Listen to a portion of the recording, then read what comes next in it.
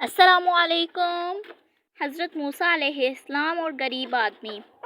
حضرت موسیٰ علیہ السلام اللہ کے انتہائی برگزیدہ پیغمبر تھے۔ آپ کو موسیٰ کلیم اللہ اس لیے کہا جاتا تھا کہ آپ اللہ تبارک و تعالیٰ سے کوہ طور پر جا کر باتیں کیا کرتے تھے۔ آپ علیہ السلام کا ایک امتی تھا جو بہت زیادہ غریب تھا۔ اس کے گھر کی کئی روز فاقے رہتے تھے۔ ایک مرتبہ اس کی ملاقات حضرت موسیٰ علیہ السلام سے ہوئی۔ وہ کہنے لگا، اے موسیٰ علیہ السلام، آپ کلیم اللہ ہیں۔ جب اس بار آپ کوہ طور پر اللہ سے ملاقات کو جائیں گے تو آپ میری طرف سے اللہ تعالیٰ کو عرض کریں کہ میرے آنے والی زندگی کا سارا رزق مجھے ایک ہی بار میں عطا کر دیں تاکہ میں اچھی طرح زندگی گزار سکوں۔ حضرت موسیٰ علیہ السلام نے اس کی فریاد اللہ کی خدمت میں پیش کر دی۔ اللہ تعالیٰ نے اس کی فریاد قبول فرما دی اور اس کو چند بھیڑ بکریاں، گندم اور کچھ مزید چیزیں عطا کر دیں۔ اس کے بعد حضرت موسیٰ علیہ السلام اپنے روزانہ کے کاموں میں لگ گئے۔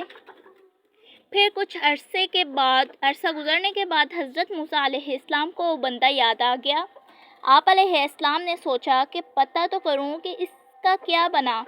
جب اس کے گھر پہنچے تو آپ علیہ السلام نے دیکھا کہ اس نے اعلیٰ شان مکان بنایا ہوا تھا۔ اس کے گھر میں مہمانوں کا رش لگا ہوا تھا، دسترخوان بچھے ہوئے تھے، کئی قسم کے کھانے رکھے ہوئے تھے۔ سب کھا پی کر الحمدللہ کہہ کر مزے اڑا رہے تھے۔ حضرت موسیٰ علیہ السلام یہ منظر دیکھ کر بہت حیران ہوئے کہ آخر یہ کیا ماجرا ہے۔ کچھ دنوں کے بعد کوہ طور پر اللہ سے ملاقات کی تو اللہ پاک سے فرمایا، اے پروردگار عالم، آپ نے اس بندے کو جو رزق دیا تھا وہ تو بہت کم تھا، لیکن آج اس بندے کے پاس کئی زیادہ نعمتیں ہیں۔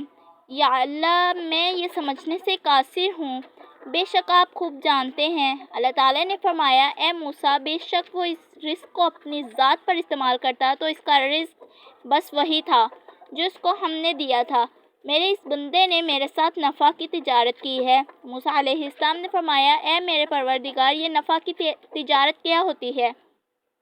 رب العالمین فرماتے ہیں، میرے بندے نے مہمانوں کو کھانا کھلانا شروع کیا، میرے راستے میں خرچ کرنے کو اپنا فرض جانا، غریبوں مسکینوں کے لیے دسترخوان بچھا دیے، اور میرا جو دستور ہے، جو میری راہ میں 1 روپیہ خرچ کرتا ہے، میں اس کو 10 گنا زیادہ دیتا ہوں، کیونکہ مجھ سے تجارت میں اس کو نفع زیادہ ہو گیا، اس لیے اس کے پاس مال و دولت ہے، تحاشا ہو گیا۔